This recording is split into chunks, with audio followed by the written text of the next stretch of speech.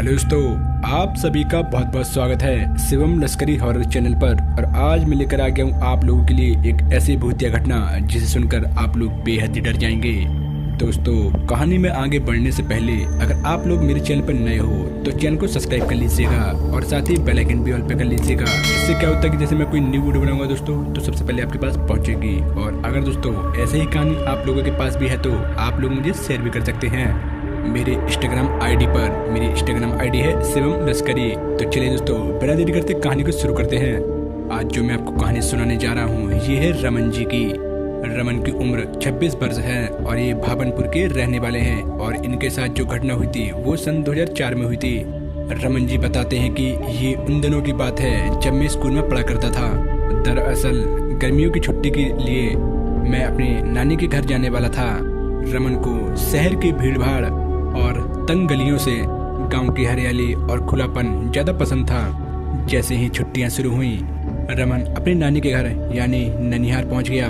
तो फिर क्या था, दिन भर दोस्तों के साथ मस्ती, कभी खेतों में कभी बगीचों में, और तो और गर्मियों में सबसे पसंदीदा जगह है गांव का तालाब, जहां पे गांव के सभी बच्चे धक्का चौकड़ी बचाते थे।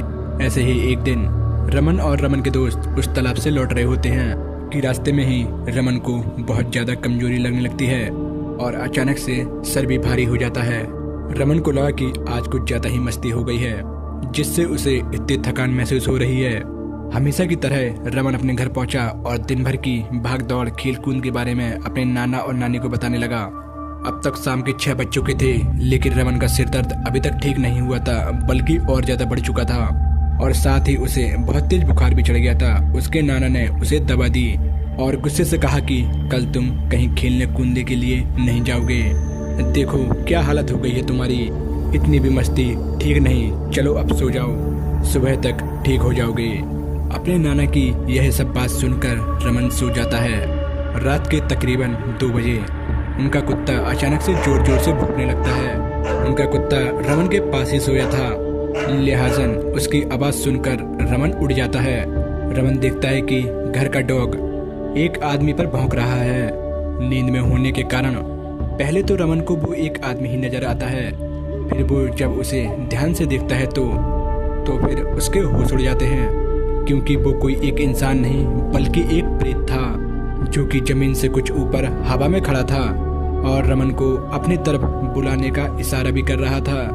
रमन यह सब देखकर एकदम से सहम गया और रमन अपनी जगह से हिल भी नहीं पा रहा था कि तभी उसके कुत्ते के लगातार भौंकने की वजह से उसके नाना नानी भी जाग जाते हैं। जब उसके नाना जी रमन के कमरे में पहुंचे तो उन्होंने पाया कि रमन बहुत ज्यादा घबराया हुआ है और डर से बेहद ही कांप रहा है। जब नाना जी ने रमन को हाथ लगाया तो पाया कि रमन का पूरा शरीर एकदम ठंडा पड़ चुका है। फिर उसके नाना जी रमन से पूछते हैं कि क्या हुआ तुम्हें, तुम इतना डरे हुए क्यों हो और ये तुम्हारा डॉग इतना क्यों चिल्ला रहा है।